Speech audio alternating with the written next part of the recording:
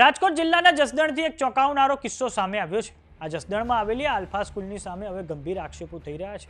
ભાવનગરના મહુવાના મોટા જાદર ગામની વિદ્યાર્થીની જ્યારે બીમાર પડી ત્યારે સ્કૂલે પરિવારજનોને જાણ જ ન કરી અને આ પછી સ્કૂલની બેદરકારીના કારણે બાળકીએ હવે જીવ ગુમાવ્યો છે અને હવે આલ્ફા સ્કૂલના સંચાલકોએ પોતાની બેદરકારી પણ સ્વીકારી છે। આવો જાણીએ સમાચાર વિસ્તારથી। નમસ્કાર, જમાવટ સાથે હું છું પાર્થ।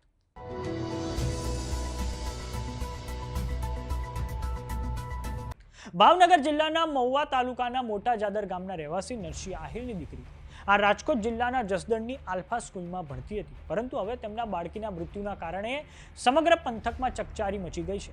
પરિવારજનોએ આક્ષેપ કર્યા છે કે વિદ્યાર્થીની બીમાર હતી તેમ છતાં શાળાએ સમયસર અમને કોઈ જાણ ન કરી।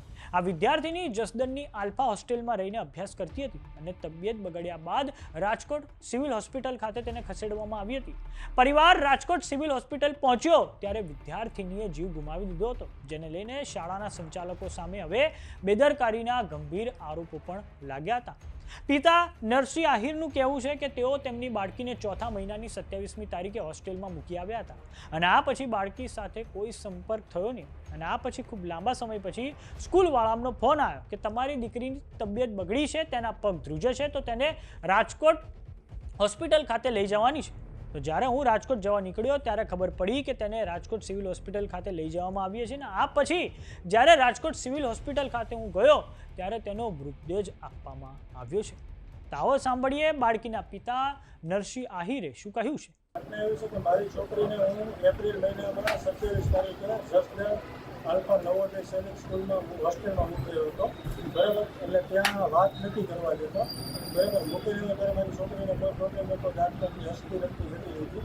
પછી મને કોઈ વાત ન કરવા દે। 10 દિવસે મેં એમને કીધું કે મને મારી છોકરી સાથે વાત કરવા, મેં એમ કીધું વાત નહીં થાય તો મેં કીધું ફોટો તો મોકલો, તો રિક્વેસ્ટ કરી તો એ લોકો મને ફોટો મોકલો, પણ એ ફોટામાં મને એમ લાગતું પણ વાત તો કરવા દેતા નહીં, બરાબર। એટલે ત્યારે હું મૂકવા ગયો ત્યારે છોકરી સાથે વાત કરી, પછી મારે કોઈ જાતની વાત નથી। આજે 2:30 વાગે મને ફોન આવ્યો, મને કહ્યું કે તમારી છોકરીને ઓસમડા નીકળ્યા હતા પણ એ સારા થઈ ગયા અને તાવ આવતો હતો, તો તાવે પણ મટી ગયો છે, પણ હવે પગ દુખે છે ને તો અમે એના માટે રાજકોટ લઈને જઈએ છીએ, તો તમે રાજકોટ આવો ને। એટલે હું ત્યાંથી તરત ઇન્સ્ટન્ટ રાજકોટ આવવા માટે નીકળી ગયો। કોઈ રસ્તામાં મને કોલ આવ્યો કે અમે યશ હોસ્પિટલમાં ગયા, તો યશ હોસ્પિટલમાં ગયા તો યશ હોસ્પિટલમાં કે છોકરી ઠંડી પડી ગઈ છે એટલે અમે એડમિટ નહીં કરીએ, અમે છોકરીને આપણે સિવિલ હોસ્પિટલ રાજકોટમાં શિફ્ટ કરો અને ત્યાં એડમિટ કરો। અહીંયા આવ્યા તો મેં મારી છોકરીની ડેડ બોડી ગઈ, એ હોસ્ટેલવાળા ખ્યાલ છે, મને ખ્યાલ નથી, મને તો આજે ખ્યાલ કર્યો હતો ના નથી ખ્યાલ। મેં અહીંયા આવીને કીધું મેં તો આની જે સારવાર કરી ડોક્યુમેન્ટ આપો, એ ડોક્યુમેન્ટ મને હજી પ્રોવાઈડ નથી કર્યા,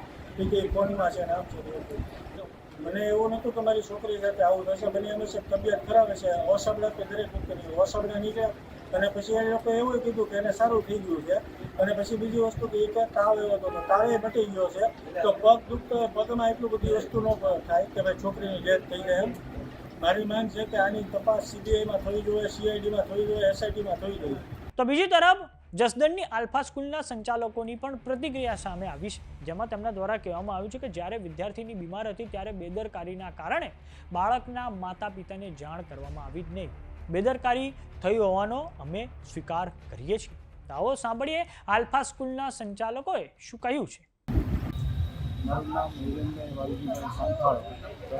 ઘટનામાં એવું છે કે 10 દિવસ છોકરા નીકળ્યા હતા, ત્યાર પછી દવા લીધી હતી, ત્યારે તરત નીકળે એટલે શરૂઆત થઈને દવા લઈ તાવ આવે તો બેસાડવાની દવા ના પાડે, ત્યાર પછી ડેરી થઈ ગયું, ભેડા વળી ગયા છે, બીજું કંઈ ઇસ્યુ નહોતું। પણ આજે બપોરે પાછું દીકરીએ એવું કીધું પણ પગ હવે તો ખાલી કરી દેવો ને એવું લાગે, એટલે ઊભી કરીને આમ શું ત્યારે બેઠા હોય એટલે બંધ એ જોઈને તો હલાવતી નહોતી, અને ઇસ્યુ લાગ્યો કે આંચકી ઉપડી ગઈ હોય કે નાનું બાળક છે એને બીજી ખબર ન હોય આંચકી કહેવાય નીચા, એટલે અમે તરત હોસ્પિટલ કોટડિયામાં લઈ ગયા, ત્યાં એને એની રીતના બધું જોયું, ડૉક્ટરને તરત બોલાવી, ત્યાર પછી એને એવું કહેવાનું થતું કે આને ઓક્સિજન ઘટે છે અને બીપી કહેવાય લો થાય છે, તો એ કે આમ તમારે ફરજિયાત હાથ તાવ માટે તો આપણે છોકરા નીકળ્યા ત્યારે નહોતી કરી અને જાણ નહોતી કરી, મારી બેદરકારીને માફી માગું છું।